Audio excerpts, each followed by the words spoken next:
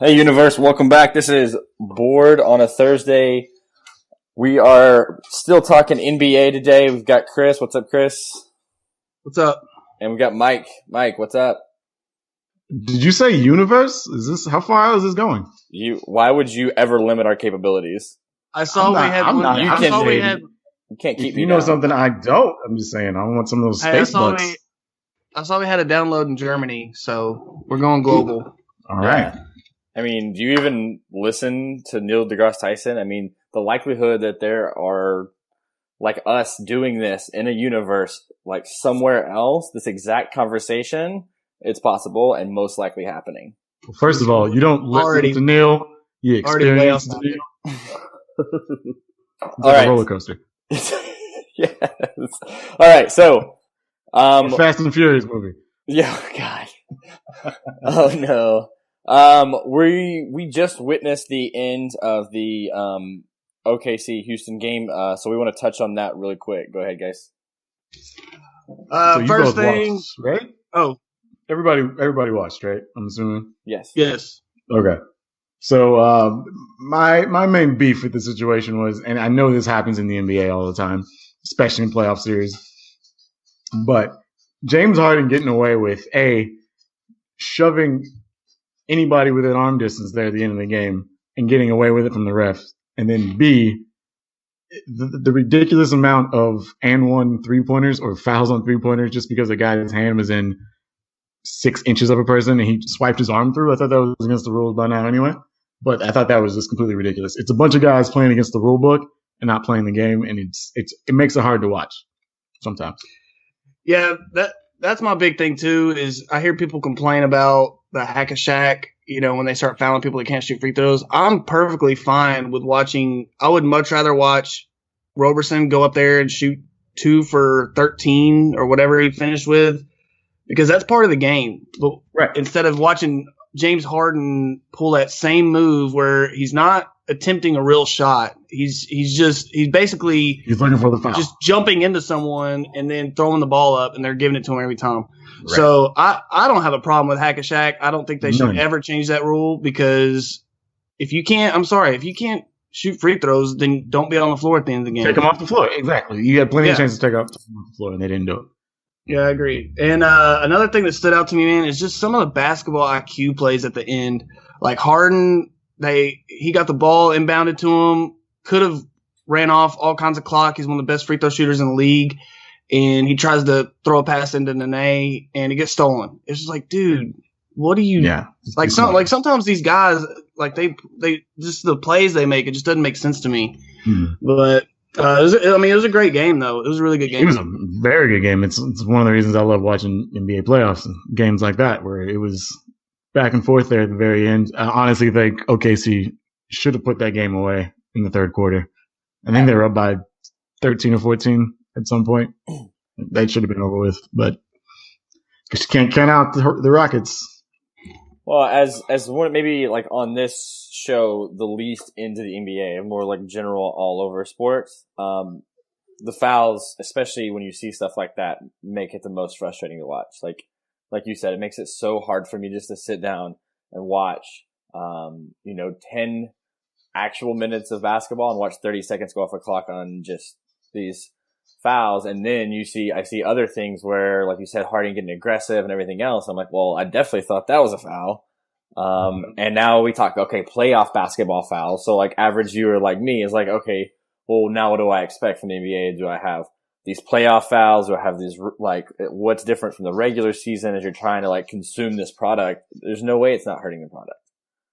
Right. I'll say this. The NBA does have an issue when it comes to, compared to other sports, I don't think there's a huge disparity between the way that you play in the regular season and the way that you play in the postseason. But in the NBA, it's vastly different. And as far as a lot of calls, they're going to let them play a little bit more, which, if you're shooting 19 free throws in a game, then something's wrong. Like that, you shouldn't be calling fouls that often to where a dude's going to the line. I think James Harden has done that multiple times this year. And, the biggest thing for me is just, I don't mind the the fouls when it pertains to the hack and shack thing, because I feel like that's part of the game. Yeah, it's boring to watch, but it's also intriguing too, because you're seeing this guy go up there and clank free throw after free throw, and it adds something to it. It's just like in baseball when they change out pitchers relievers every couple pitches because it's just not working. So I love watching the big guys go up there and just completely get destroyed, like their morality missing. That's probably because I don't like DeAndre Jordan, but we're just going to say that in general, I like to see. Speaking of, did you see DeAndre try to lock in on defense on Gordon Hayward, and Hayward took him to the rim, dunked all over him? Look it up if you haven't seen it yet. Oh, it was great. Yeah, I saw that. Yeah. Just to give everybody a little bit of backstory, we're all Dallas Mavericks fans here. So A, we hate DeAndre Jordan because he's a liar. Coward. B, we're all still a little bit suffering from PTSD from 2006 finals, where Dwayne Wade just kind of had a parade all the way through the free throw line for 600,028 and a half free throws. Yes. It's the exact stats. Thanks for bringing those to the. I just pulled them up off the web right now. Oh, okay. How do you get a half free throw? Do you get to? No, man. At some point, what I'm talking about. At some point, they're just actually letting him shoot from half of the free throw line. Like they just let him walk up a little bit closer. Well, he was doing 1-on-1s like in college. I've never seen it before. It was crazy. All right. Quickly, while we're on hot topics, before we get to breaking down the Western Conference lottery teams and how we're going to fix those, let's hit Paul George real quick. I mean, I don't see there's any way that Indy keeps him. I think he's going to LA or somewhere. But if I'm Indiana, I'm trying to do some kind of sign and trade where I can sign him to extension and trade him. I mean, I just don't see there's any way that they're going to be able to keep him. Just his body language at the end, it kind of reminded me of when LeBron left Cleveland. Like he was just like kind of like whatever, So I don't think he stays in Indy after this offseason.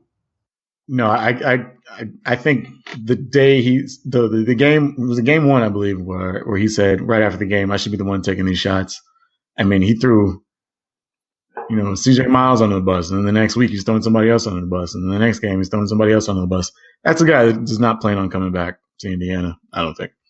So yeah, I think he's going to go to LA. He's going to be with the Lakers or the Clippers, or Boston will some way try to trade one of those first round picks would be the smart idea. I think Jaylen Brown is still a project right now. He could potentially be a very good forward, but I think if you have a chance to go get a guy like PG, you do it. I'd give up a first for him without even thinking about it, to be honest with you. On my perspective, as my perspective as the average fan building in here just for a second, though, this is what makes the NBA great to me, right? And so, what other sport where we're already talking about these crazy shifts, and we're going to talk about more in a second when we break down the Western Conference lottery picks, right? And so, we're not talking about NFL quarterbacks who are, didn't do great in the playoffs and now they're looking for other teams, right? Like immediately, right? And so I think that's what makes the NBA the great part of it. And maybe one of my favorite off seasons is we get stuff like this. Right. Yeah. And another little wrinkle in the Paul George off season is, they haven't released it yet, but if he isn't on one of the all NBA teams, first, second, or third, with the new CBA, he's allowed an extension of, I think, 10 to 15 million, 20 million or something like that in a few extra years. Like he gets the biggest payday possible if he's out of one of those teams. I don't think he's going to be on one of those teams. So that's another reason I think that he's going to leave Indiana, because he's not going to lose out on any money that he's not going to have. You can't miss what you didn't have. You know what I'm saying? Right. All right, guys, let's do this. All right, so if you missed the last episode, go back and check it out. We broke down all of the Eastern Conference lottery teams, how each of us would fix them, get them better, get them into the playoffs, make them improved. We're going to move over to the Western Conference teams now. But note this, we are moving Dallas back to the last not because they're the last team, but they're first in our hearts, and they're definitely going to take quite a bit of conversation. So we're going to get right onto it. and we're going to go to Denver. Let's hit it. I say Denver's one of those teams like I talked about in the last episode where you kind of have to know what your ceiling is. You know, they're not going to win a title anytime soon. Most of these teams aren't going to have a chance to win a title. So making the playoffs, you know, going a round or two in the playoffs for them as a franchise, I think is a win. So for them, I try to re-sign Gallinari. He's come out and said that he wants to stay in Denver. He has a player option, but he's probably going to opt out of that and then re-sign an extension. So if I'm Denver, I'm re-signing him. In the draft, I would like to see them go after somebody with some defense. They were one of the worst teams in the league in defense. I think they were like second to last. So that guy, Anunoby out of Indiana, I've seen him in a couple of mock drafts going around that area. He's a small forward who can play defense. He's explosive. I think he'd fit in with what they want to do. And then another thing they can do if they don't want to go that route, maybe go stretch four, get maybe a Zach Collins or a TJ Leaf, somebody to help out. Jokic? Because he's a good young player, and I think if they could build around him and Gallinari, you know, they have a good little nucleus there to make things interesting for a couple years. Yeah, one of my favorite things to watch in the NBA is a big man that can pass, and I'm getting all my cake and eating it too watching Jokic play. Like, this guy has the craziest passes I've seen since Vlade Divac in Sacramento. Like, he's going behind the back, he's going over the head, he's throwing touch passes. Like, it's insane. Like, get this guy on top of the key and just get out of the way and just, you know, run your pattern, run the post, he'll hit you, kind of thing. All right. It's a lot of fun to watch. But other than that, I mean, this is a team where nobody's going to come to town as a free agent. Like, no superstar is going to come to town. It's not going to happen. This team, honestly, should have traded Kenneth Faried 4 years ago at his prime. They could have gotten a first for him, and maybe things have been a little different. But Kenneth Faried has definitely fallen off from the manimal that he was, 45 years ago. They have whatever's left of Mike Miller just taking up, cap space right now. Jameer Nelson had a weird resurgence this year. It was crazy. I mean, the guy's 35 years old, and he's playing like he was back in Orlando. It was fun to watch. But other than that, it's a lot of young guys mixed with a lot of old guys that just don't have a lot of cohesiveness. I think they just need to get a few guys in there that play together for a long time, and then maybe figure it out from there.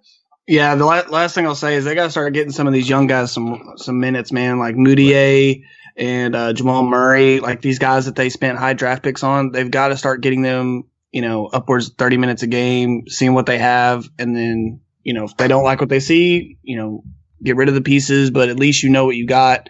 I think a lot of times these teams, they hold on to these dudes, they don't let them really start playing until 2 years, 3 years into their contract. And then when it's time to re-up, they're like, oh, well, we kind of like them, and then they get stuck signing a guy that they don't really know much about. Can we start playing a game called Where in the World is Roy Hibbert? I didn't even know he was on the team until I didn't either.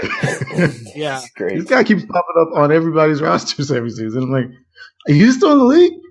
Wow. I mean, good for you. Get your money. I'm not mad at you. Right. I mean, you can't pay. You can't teach 7-2. So, yes. Mike, what is the minimal salary you would take right now to play in the NBA? Minimum? Yeah, I'll take $2 and let me play in the NBA. but like as a career, I mean, you got to support. You have to support yourself. I'll just get that shoe deal. If they let me play in the NBA, I'd have endorsement money coming out the yin yang. Trust me. Yes. Yeah, Hibbert averaged 5 points a game and 3.5 boards a game. So yes, he's still doing him.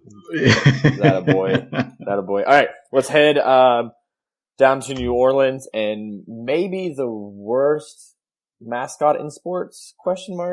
Oh, that thing is freaky looking. Well, at least they changed it. It used to be worse. Yeah, but I mean, they could have been anything, and they went Pelican. It's bad. All right. Yeah, dude, Hornet's way cooler than a Pelican. It is. Yeah. At least I'm I'm a little bit scared of a Hornet. Like there's a little bit of intimidation. Pelican. I do feel like we might stay on this one a little bit longer, just because this might be the first time, and for everybody out there listening, the reason we started this podcast is because mainly Burden and I disagree on a lot of things. And I thoroughly enjoyed listening to it. And then I think one of the main things has been the talent level of Anthony Davis and Boogie Cousins and how that relates. Mainly Boogie. Mainly Boogie, yes. But also you said Anthony Davis was not a top 10 player in the league because he's never been in the playoffs. That was a couple years ago, but yes, I did say that. Was last year. Maybe.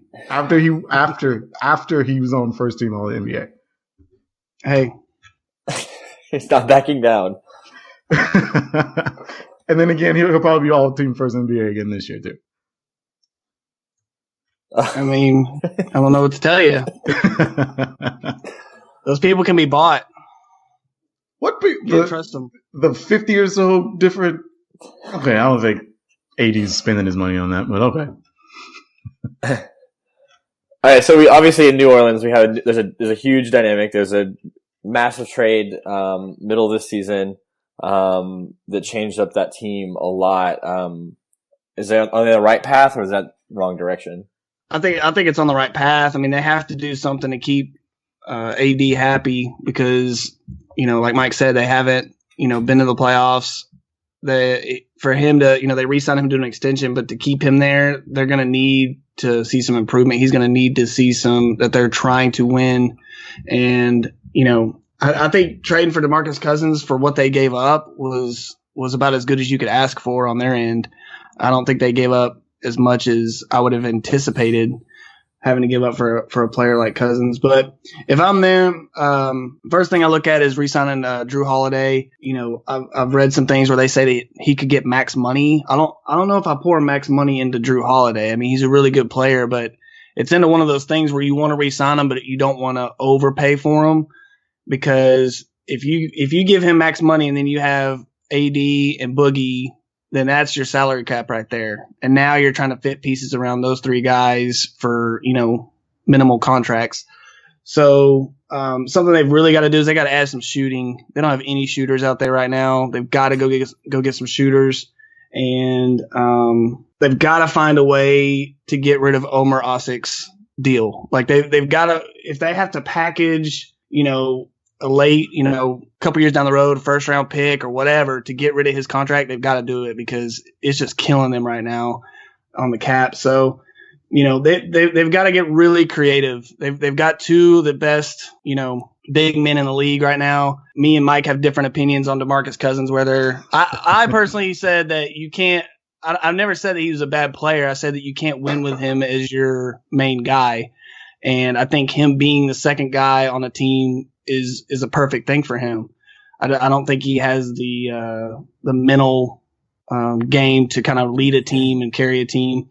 But they're going to have to get creative, and they're going to have to do some things that are out of the norm to kind of put this thing together. But if they can, I mean, like I said, they've got two of the best building blocks to start out. So we'll see what they can do. After I say all that stuff about us not agreeing, in my head, I was just nodding and saying, yep, you're right. Yep. I'll argue this to anybody. I think they have the best front court in the league. I mean, I agree with that. Definitely. I don't think anybody can really tell me otherwise.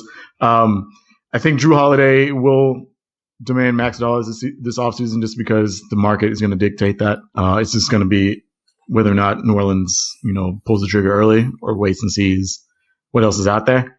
I would say that having AD and Boogie on the same roster is very inviting to free agents, but the matter is that they're both going to be up for contract soon.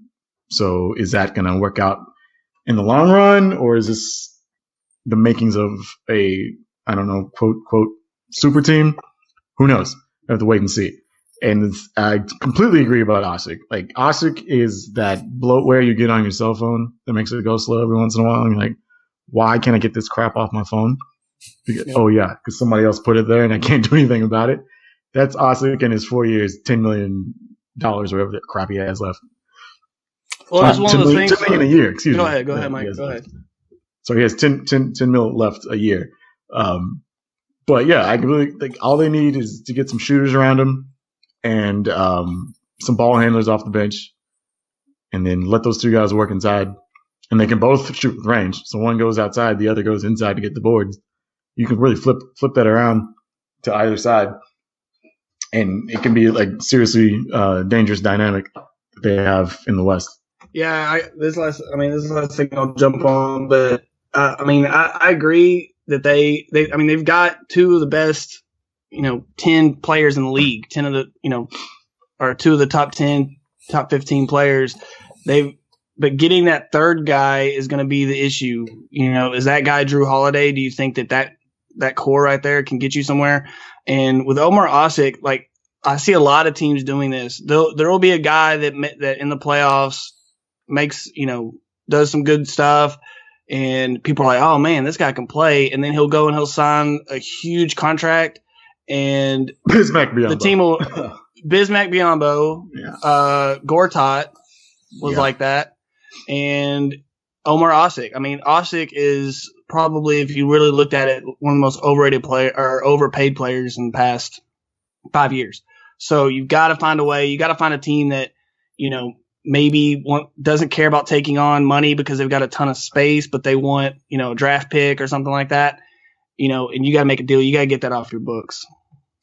Oh, yeah. Great. So you guys agreed. Thanks for making this such an interesting podcast. Let's move on to... Just to bring it back to the Mavericks, I just want to just retouch on how much I hate Eric Dampier, saying he was the second best center in the league because he went to the playoffs once, and then he got paid more money than God himself and just pouted with the fish face for 4 seasons. So much fish face. God doesn't need money. I hate Dallas centers except for Tyson Chandler. He's an angel. Yes.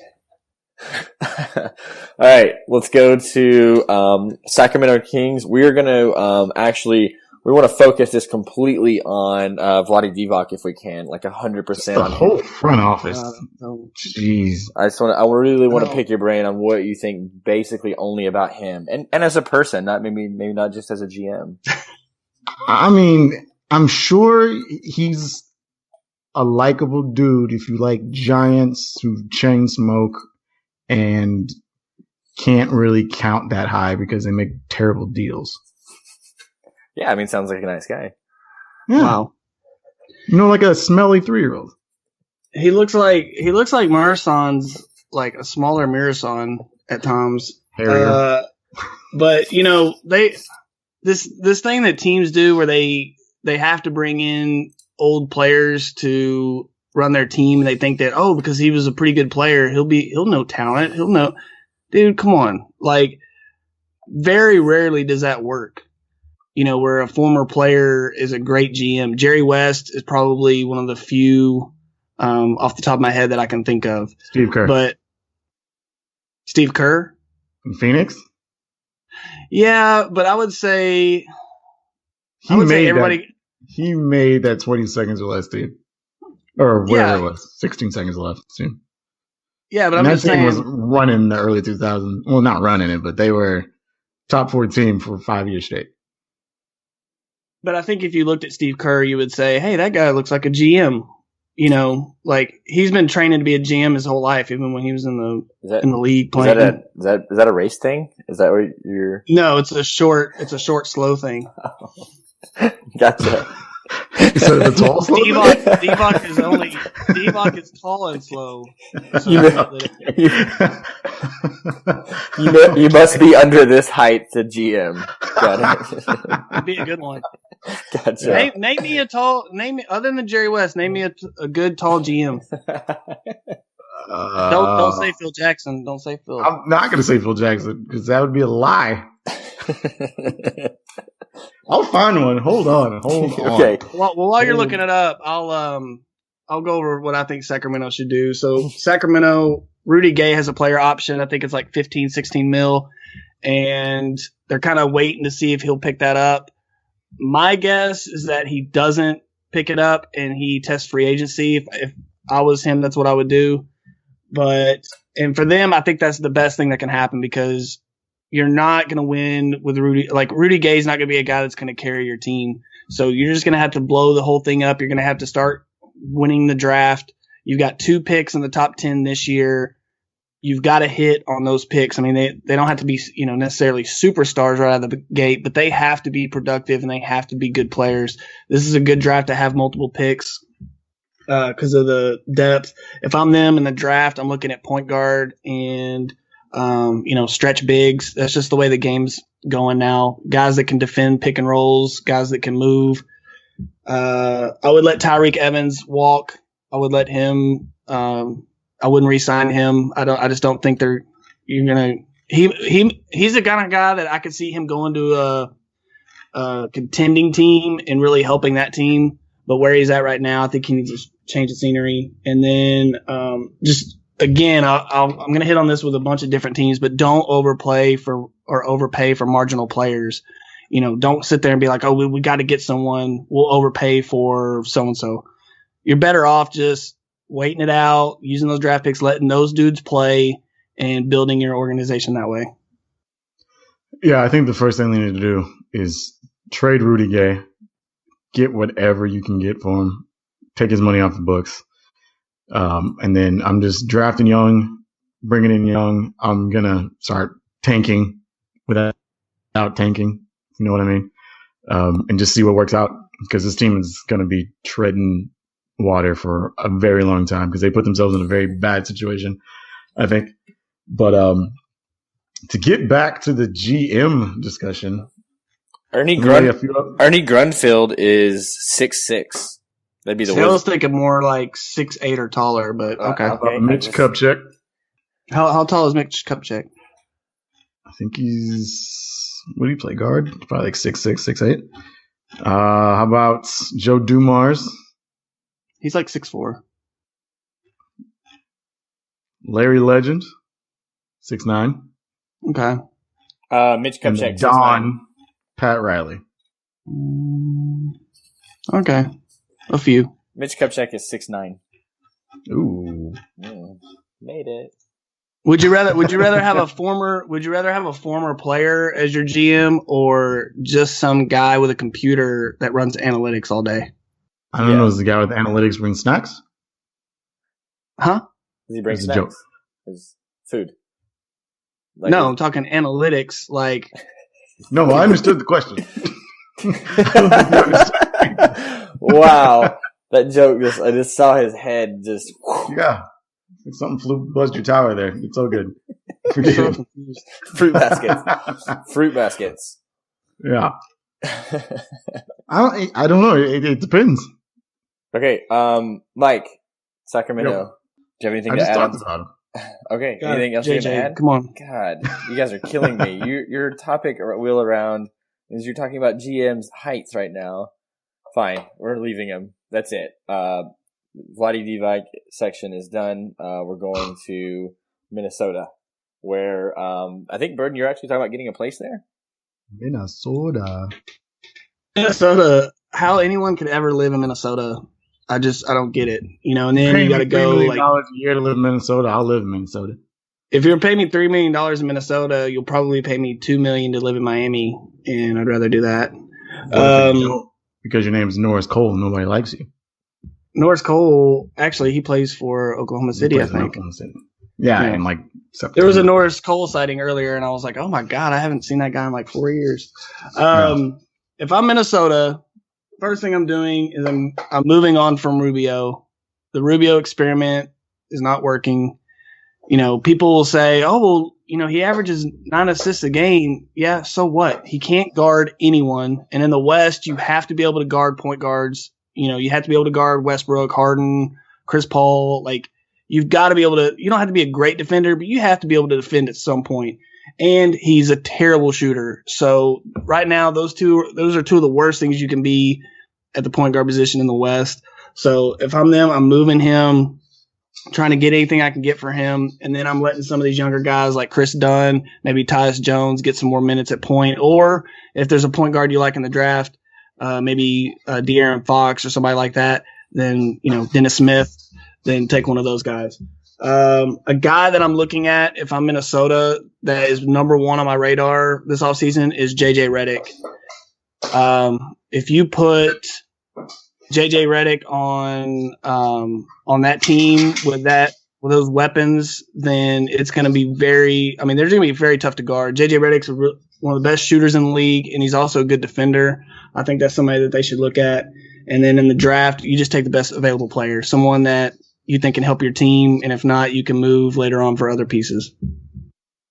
Yeah, JJ Redick was a player I didn't even think about for that team because the only starting spot they really don't have a sure thing for is the 2. So, yeah, JJ Redick would be a good fit there. But like you said, in the draft, yeah, they need to just go for best available and then figure it out after that. You can play Levine at the 2, but he also can't shoot. So it kind of puts you at a disadvantage, and you just got a guy slashing.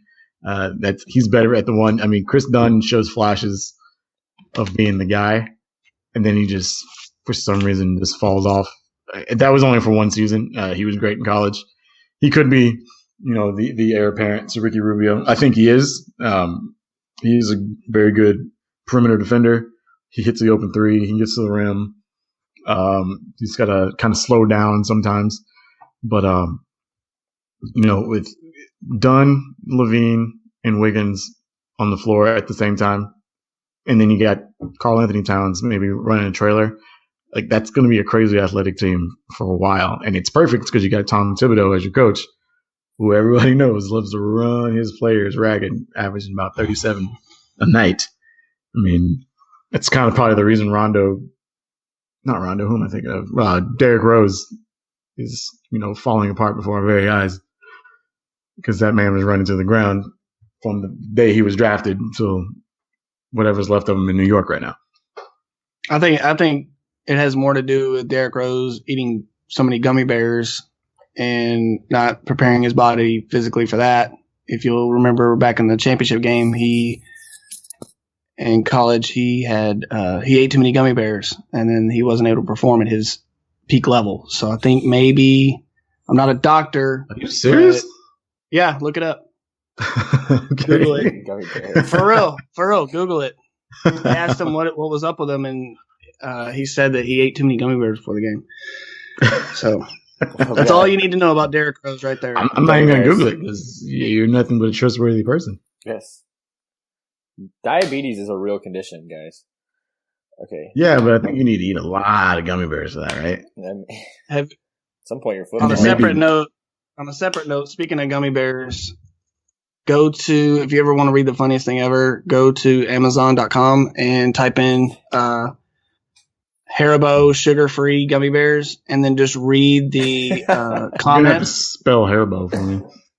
Haribo.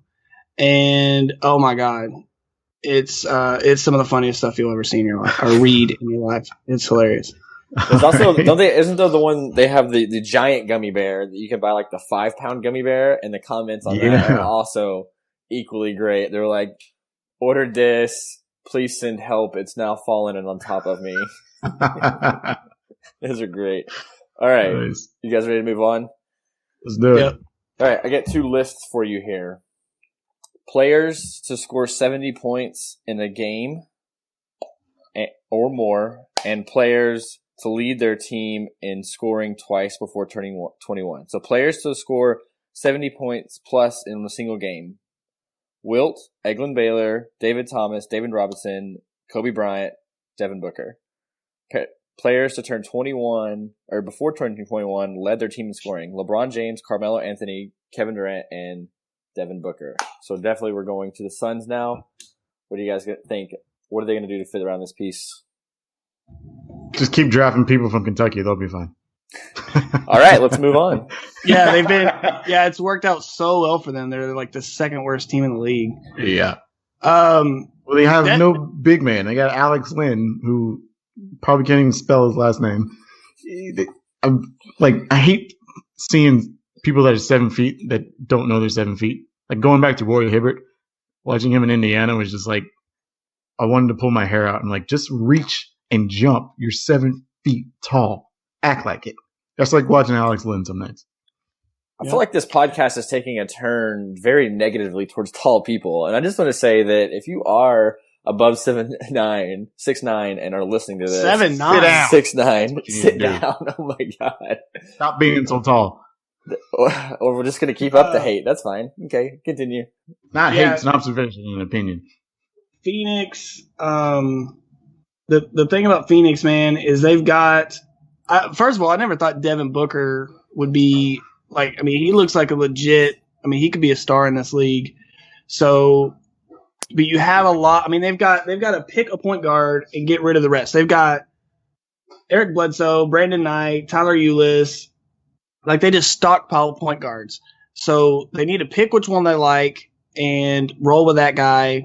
Or, you know, if they keep that pick at 2, they're probably going to draft one, which is either probably Lonzo Ball or Fultz, whoever drops to them. And, you know, but get rid of these other guys. Like, you know, I don't understand why these teams stockpile their money and their assets into certain positions, because then, you know, it's a log jam. You can't play them all at the same time.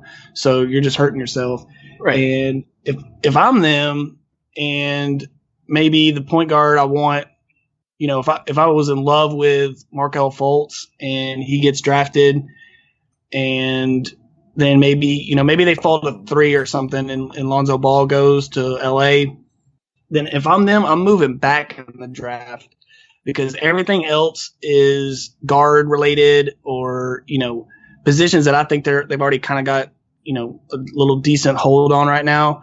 And I'm getting bigs. I'm getting, you know, Markkanen. I'm getting, you know, TJ Lee. I'm getting guys that can spread the floor. Tyson Chandler is going to be a good anchor for your team on the defensive end, but you need guys that can spread the floor. You know, if you run a pick and roll with Tyson Chandler, that just frees up shooters all over the place.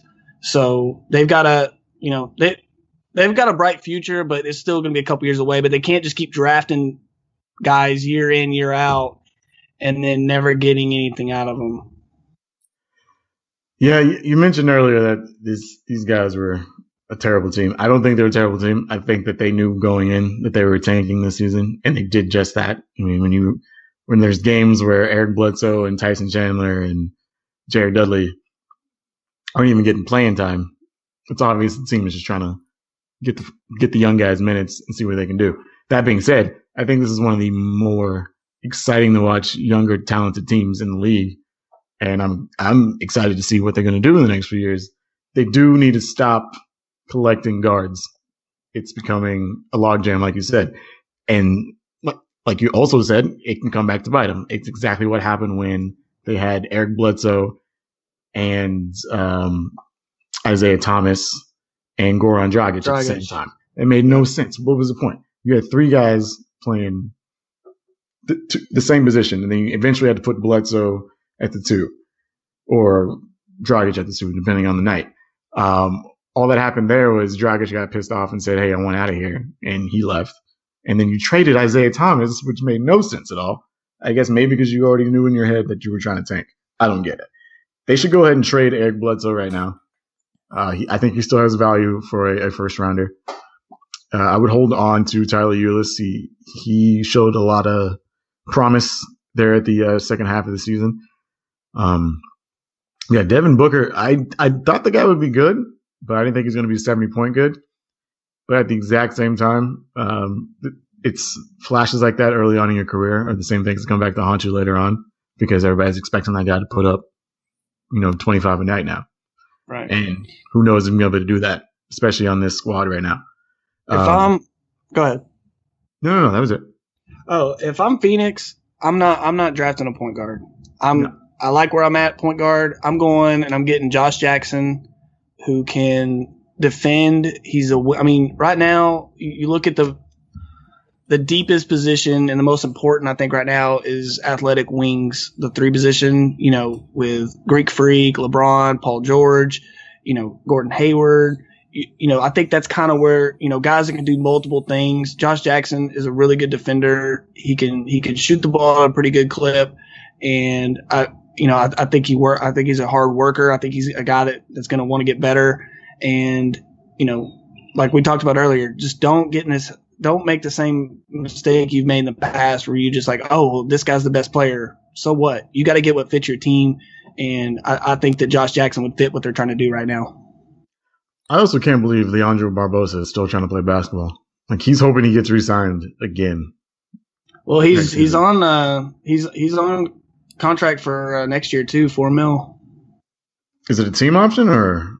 No, it's just wow. All right, well, good for his you. contract. Man. Yeah. Heightism is described as prejudice or discrimination against a person based on their height. One time when I was like 10, the Mavericks had just signed Sean Bradley. We're having a day. Don't get me started on him. And they were having a day at Six Flags for like select thing, and my mom got us in. And so I was there, and like it was all fun. And like Michael Finley put me on his shoulders, and she has a picture, and it's awesome. But my best memory is Sean Bradley left angry because they wouldn't let him on any of the rides because he was probably going to decapitate himself. So he got pissed and left. They should have let him on the ride. They would have just had that picture where it shows you at the end of the ride, and like his whole like upper torso would have been decapitated.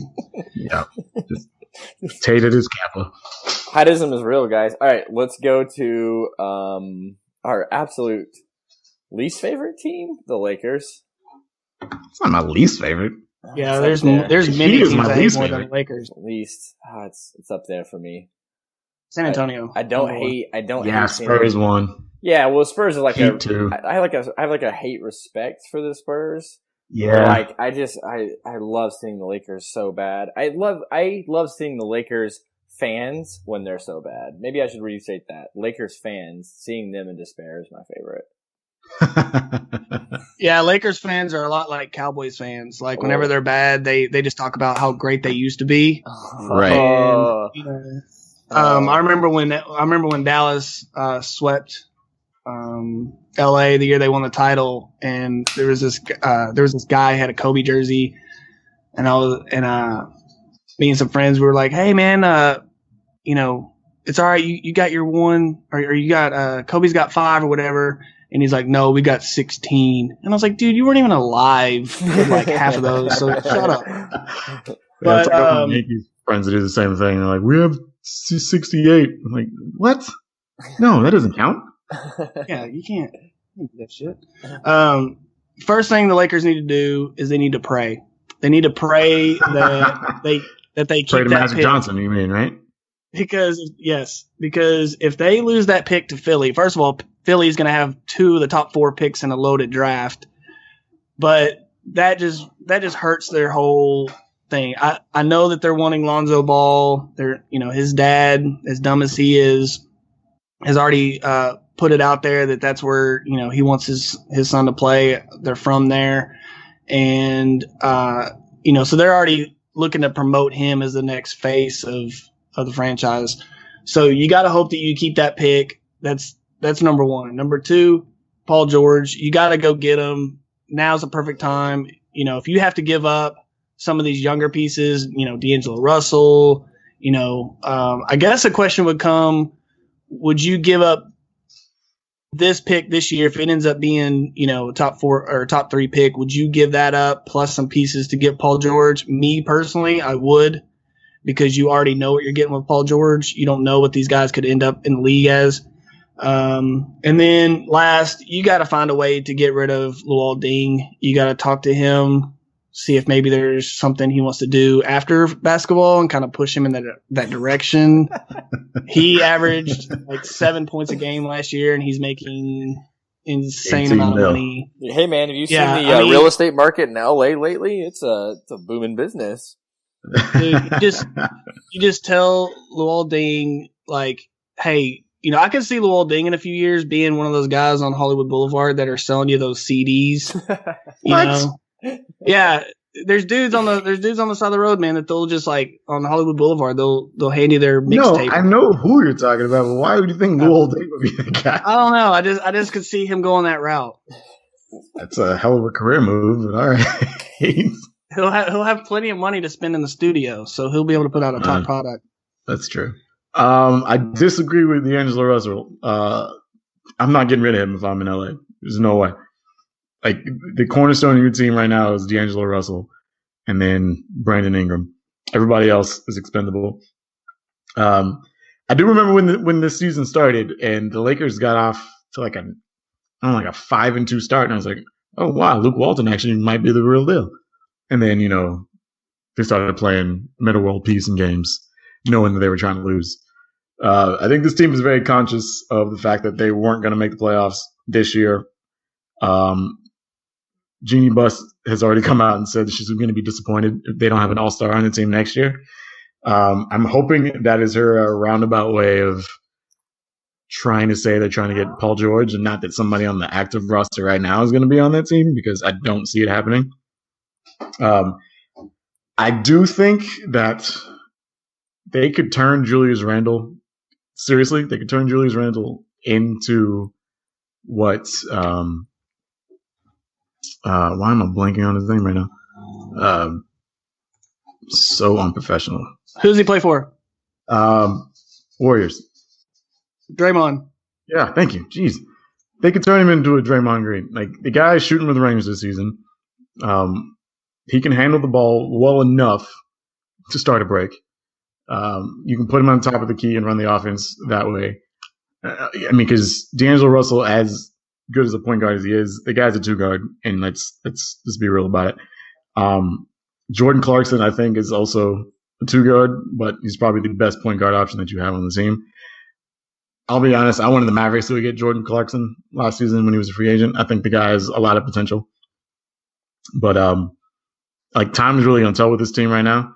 But yeah, little things to go. And then whoever decided it was a great idea to sign Timothy, how do you say his name? Timothy Mozgov? Timothy? Whatever. Mozgov, to the ridiculous contract that he got, needs to be hung up upside down over an overpass. Just to scare him a little bit, and they're not doing that again. No, I agree. That's ridiculous. Let's do this then. We've got one team left. We've been through all the lottery teams in the East and out of the West, and now we are back home to the Dallas Mavericks. Let's do it. Go ahead, Mike. Oh, gosh, where do I start? Well, I'm excited that we finally have a top 10 pick for the first time since, I believe, 1992-93. I am not excited by the fact that we don't have the 1 and 2, because I want Markelle Fultz more than anything in the whole wide world. I think he'll put this team right back where it needs to be. But at the same time, I am happy that we saw flashes of greatness from Seth Curry and Yogi Ferrell, who together could potentially put up similar numbers as a starting point guard in the league. I think one of the first moves they're going to have to do this offseason, and I hate to say it because he's one of my favorites, Devin Harris. Time to say goodbye. JJ Barea. Time to say goodbye. If he can find somebody for Wes Matthews, I would do it. I just do not think anybody's going to be clamoring for an aging, slow shooting guard that gets paid $17 million a season. I don't see it happening. Another team, I think a team that I think would be a good fit for him would be a team like Minnesota, a team that's looking to get in the playoffs, a team that's looking for veterans, because Wesley Matthews can do the two things that they're looking for in wings now, which is play defense and shoot threes. He can do both of them. He's expensive, but he's not crazy expensive. I think he's got 2 more years on his deal. So yeah, most of the guys like that, on rookie contracts. Yeah, I could see a team like that doing it, but if they keep Matthews, I'm not going to be mad. I think Matthews is a good piece, but if we can move him, then for the right piece, then I'm okay with that too. And I was saying to you guys earlier off podcast, seeing how things shape up this offseason, I won't be surprised to see Blake Griffin in Dallas and Dirk coming off the bench at all. I think the guy is still a capable power forward. I think he's a very good passer for a big. He can still go out and get you 20 and 10.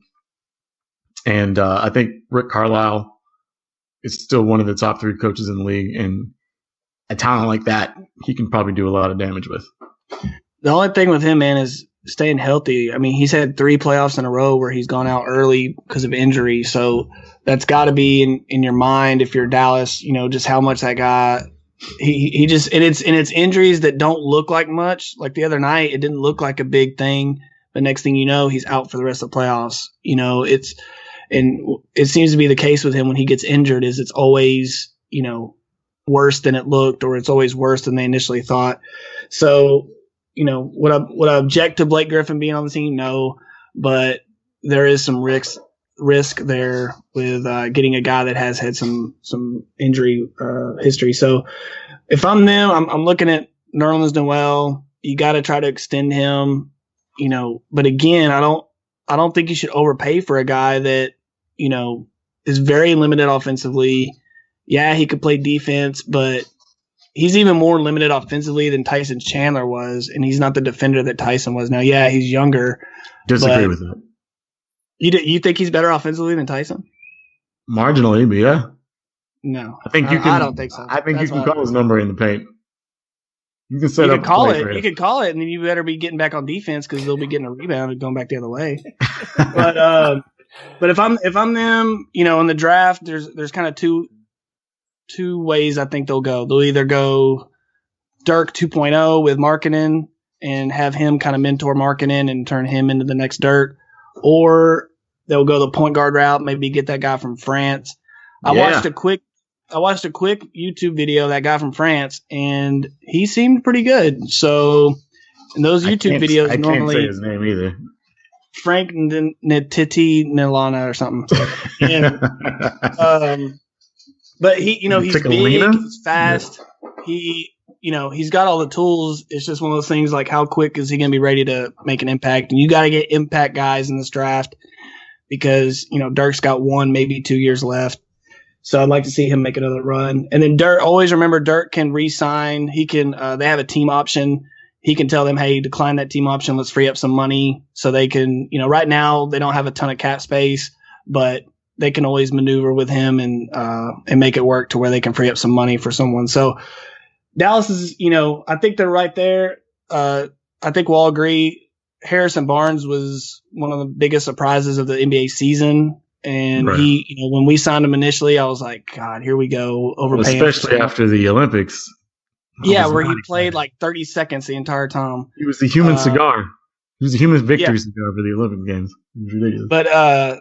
But he came out and he works hard. He plays on both ends. He can play multiple positions. He can defend multiple positions. So that's a good piece for them. So, they've got some work to do, but I think they could be back in the playoff hunt and, one of the top 4 or 5 teams next year in the West.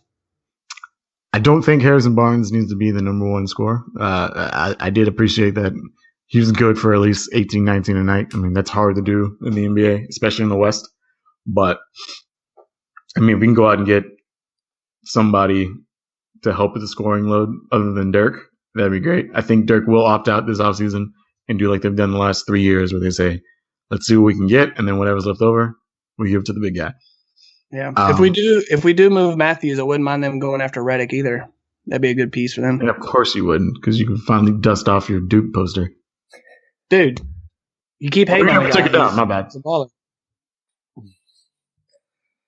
What's that? I said you keep hating on JJ Redick, but the guy. I'm not hating on JJ Redick. I'm hating on you. You're hating on me because I like JJ Redick and because I like Duke and I like success and I like winning. Duke uniform. I wasn't happy when the Mavs drafted Cherokee Parks. If that'll make you feel better. I don't think anybody was. You were not. Well, I was there with him. So. All right, guys. That does it. We made it all the way through. We've hit all the NBA teams. Figured out how to fix them. Lottery teams. All the NBA lottery teams. The teams in the playoffs don't need much fixing. As we move forward, Chicago probably does. Yeah, they have some issues going on. We'll be looking forward. We have NFL draft coming up, so I'm sure we're going to want to get all over that. Exciting draft time. One of my favorite drafts. So looking forward to dive into that. Also, the Rangers just swept a series. Yay! We're not terrible. They're not terrible. You look they shaky. Are, but they early. Matt Bush has been closing and actually not blowing it. So there's something happening over there in Rangerland. Good stuff. It is nice to have saves that aren't blown because that was getting kind of tough to watch. Oh my gosh. Yeah, when you have the team that's putting up the most runs in all of baseball just being terrible, something's got to give. So now they're making it W's. Chris, where I think can we're people... officially the 2006 Phoenix Suns, though. Yes. Yes. No, we'll put up 101 or they'll put up 102. Yes. Joey Gallo is actually hitting the ball into Oklahoma right now, which is amazing. Oh, yeah. I think the ball landed yesterday, like around 8 o'clock. Yes. It's fun to watch. All right. Chris, where can people find us? On Twitter at Board Sports, BORED Sports. This is where that's my Twitter. I'll have all the videos and all the episodes up there, so you can follow us on there. We're also on Facebook, Board on a Thursday. We've got a page. Like us on there. And guys, this is our second show, so we're still learning. Any tips or anything you disagree with, just let us know. So hopefully we can get better and keep doing this thing. But yeah, next show, we're going to be getting into the NFL schedule and NFL draft. So check us out. And questions. If you have questions, yes, I'd love to answer them. Because I'm probably going to be wrong, and you can laugh at me. Oh, one more thing before we leave. I did find the Derrick Rose story. So they asked, he missed a media session before the game, and Chris Douglas Roberts, his former teammate, said, this is in quotes, he eats gummy bears and Starburst for breakfast and Twizzlers and honey buns for dinner. That's why his stomach hurts. We tell Derrick the whole year, stop eating so many gummy bears and sour straws, but he can't. Nobody eats more gummy bears than him. I think Lamar Odom did. No, that was Hookers. That was, close. Oh, Close. And one last thing, I'm not going to harp on it, but just on your own time, Burden, do me a favor and look up Rondo's playoff stats from this season. Oh, my God. When they were 2-0. And I want you to see that was the playoff Rondo that JJ and I wanted in Dallas. So two games out of 8 years, and you want me to throw a party for him? No, they reflect the times that he was in Boston. Oh, my God.